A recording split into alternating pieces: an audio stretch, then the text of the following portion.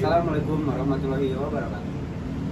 Perkenalkan, nama saya Azman Hanif Rabbani, NPM 190322105. Perkenalkan, nama saya Fasir Fadlana dengan NPM 190322117. Perkenalkan, nama saya Dewi Tiampua Susu, NPM 190322125. Perkenalkan, nama saya Fidi Akmal Fareji dengan NPM 193222144. Perkenalkan, nama saya Abdul Rahman, NPM 190322136.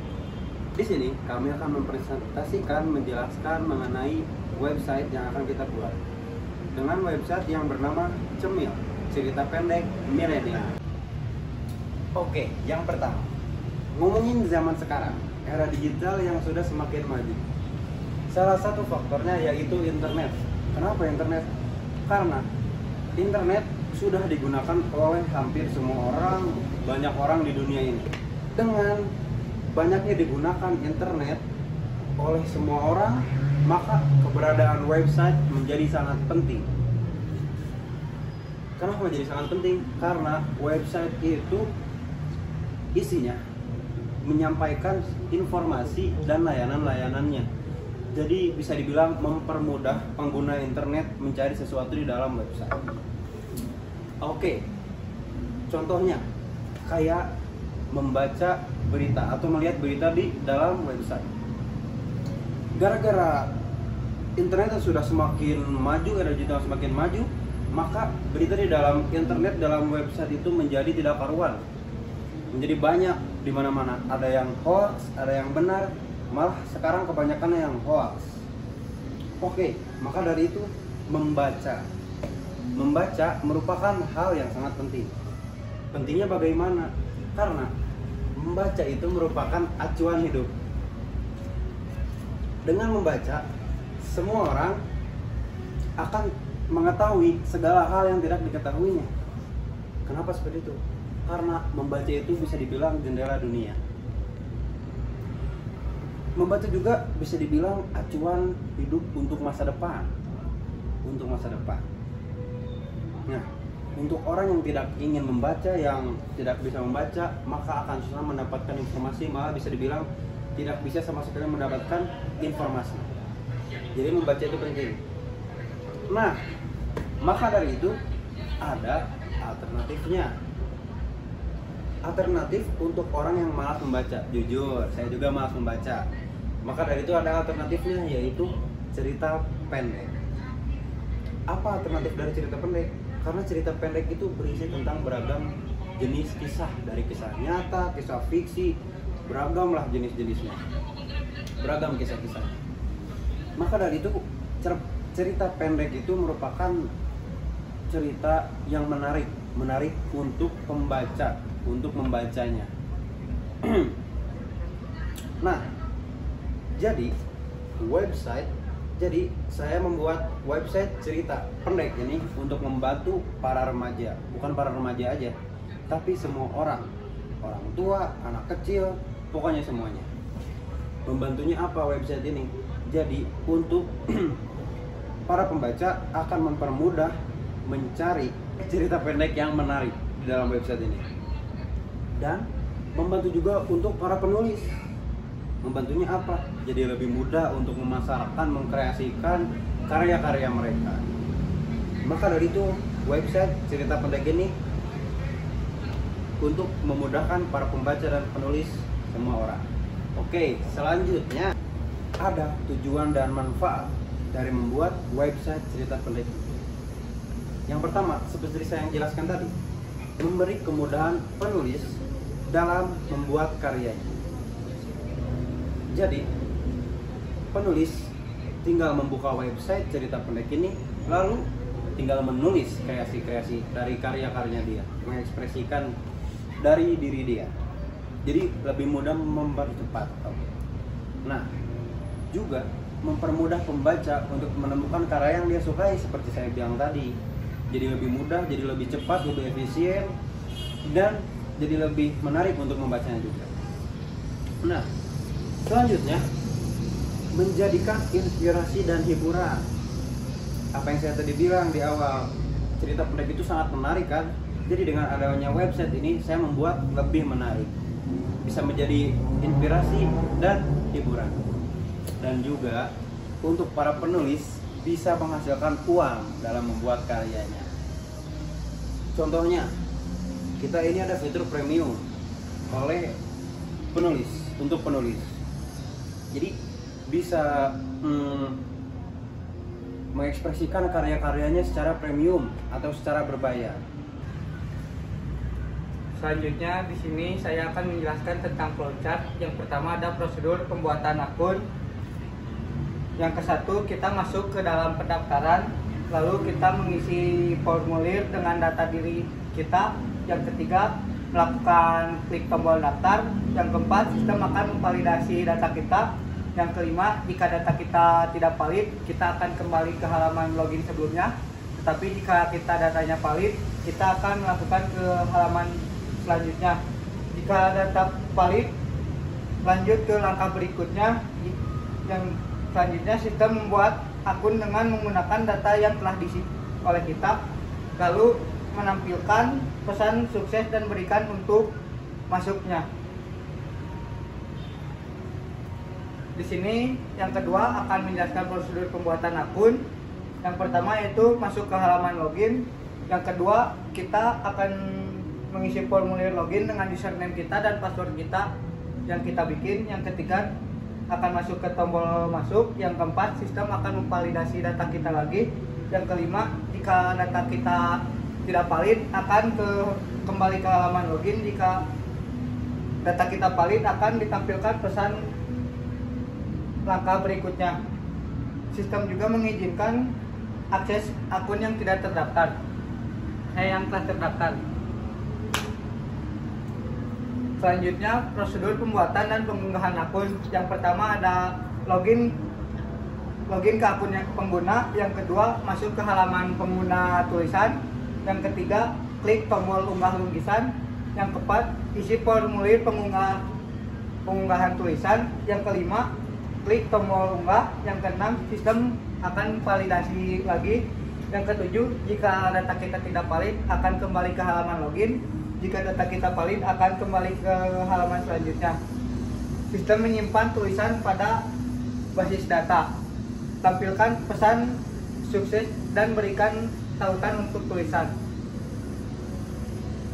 Yang keempat prosedur pembicaraan tulisan.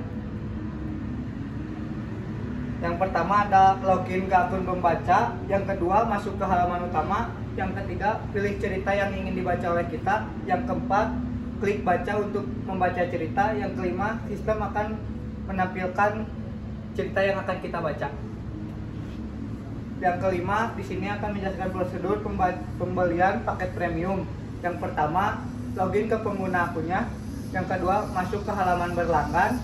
Yang ketiga pilih jenis paket yang kita inginkan. Yang keempat pilih metode pembayaran. Yang kelima klik tombol beli. Yang keenam sistem meminta konfirmasi pendaftaran kita. Yang ketujuh klik tombol iya untuk konfirmasi pembelian atau tidak untuk membatalkan. Yang kedelapan jika pembayaran gagal tampilan pesan gagal dan kembali ke halaman login. Yang kesembilan jika pembayaran sukses akan ke slide selanjutnya. Yang ke-10 sistem mengizinkan akses ke paket premium yang telah kita beli. Baik, di sini saya akan menjelaskan tentang Entity Relationship Diagram. Di dalam Entity Relationship Diagram ini terdapat halaman utama. Di halaman utama terdapat sign up dan juga login. Jika Anda belum membuat akun, Anda bisa masuk ke sign up. Untuk pembuatan akun, Anda mengisi email, username, password, lalu verifikasi password. Jika sudah membuat akun, Anda masuk ke login. Di dalam login, Anda hanya memasukkan username dan juga password. Jika sudah login, ada dua pilihan. Yang pertama, pembaca dan juga penulis. Di dalam penulis, terdapat menu penulis. Di dalam menu penulis itu terdapat tulisan cerpen untuk membuat cerpen-cerpen yang baru dengan kreasi-kreasi penulisnya. Lalu di situ juga ada cerpen yang telah dibuat. Nah, lalu ada pengaturan. Di dalam pengaturan ini terdapat bahasa, logot, tampilan, customer service, dan juga profil informasi pengguna.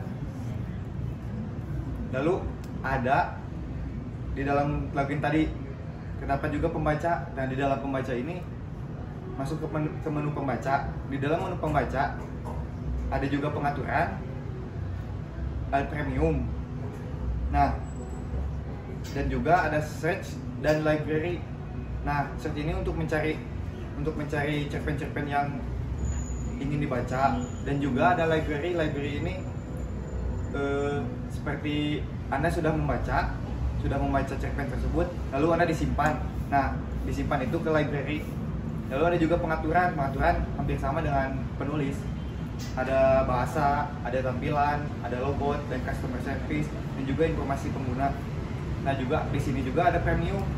Premium ini Anda terdapat paket 1 bulan, 6 bulan, lalu 1 tahun dengan biaya 1 bulan itu 2.500, 6 bulan dengan biaya 6.000, dan juga 1 tahun dengan biaya 9.000. Lalu jika Anda memilih pembayaran tersebut, lalu Anda masuk ke sistem pembayaran dengan membayar e-wallet, terdapat Dana, OVO, ataupun GoPay.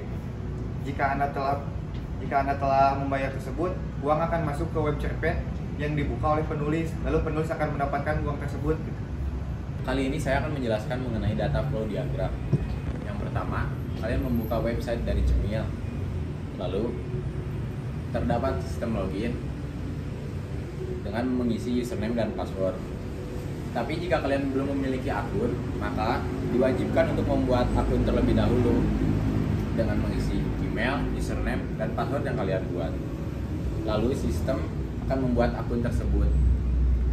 Lalu kalian masuk kembali ke halaman utama untuk login dan mengisi username dan password yang telah kalian buat. Jika kalian penulis ingin membuat cerpen, bisa dengan mengisi judul, isi cerpen, dan kategori. Lalu kalian unggah, lalu sistem akan menampilkan cerpen yang kalian buat.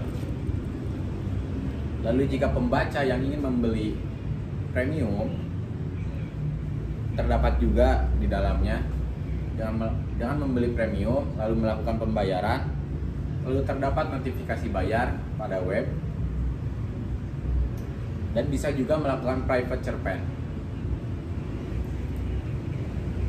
Pembaca bisa memilih cerpen, menekan pengaturan, lalu simpan ke library.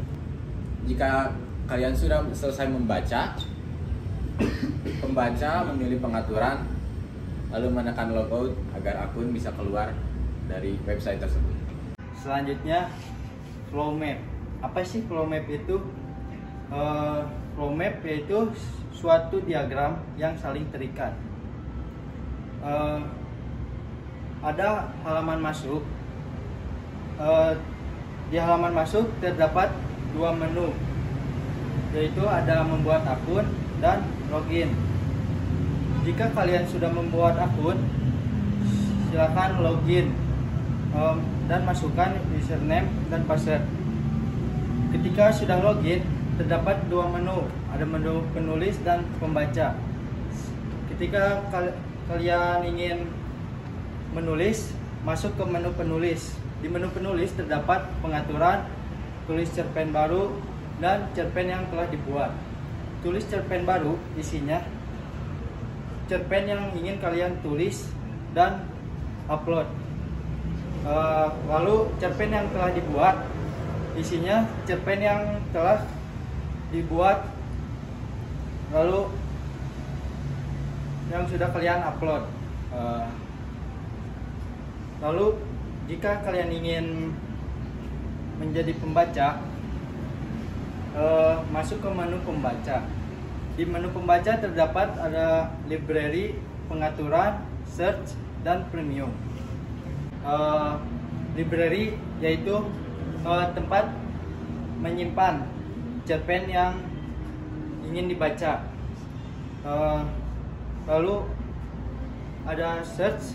Search itu kalian ketika ingin mencari atau searching cerpen yang kalian ingin cari. Premium yaitu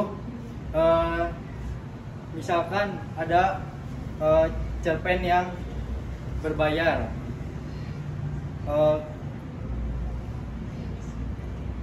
kalian harus membeli premium terlebih dahulu.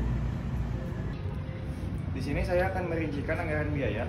Anggaran biaya ini sekitar 70% dari biaya hosting. Biaya hosting ini untuk penyimpanan layanan atau pengolahan data agar diakses secara online di dalam suatu internet dengan menggunakan desktop, smartphone maupun laptop dengan nominal 5.250.000. Ada juga plugin ini dengan 15% dengan nominal 280.000. Plugin ini suatu program kecil untuk menambahkan fitur-fitur di dalam web tersebut. Ada juga nama domain dengan 10% dan nominal 220.000. Nama domain ini contohnya seperti cemil.com, cemil.co.id maupun dan sebagainya. Ada juga Secure Socket Layer atau disingkat SSL. SSL ini dengan 5% dengan nominal 290.000. Secure Socket Layer ini untuk teknologi keamanan dalam suatu website tersebut. Sekian dari kelompok 8. Mohon maaf jika banyak kurangnya dan banyak kesalahan karena kita juga masih belajar. Sekian dan terima kasih. Assalamualaikum warahmatullahi wabarakatuh.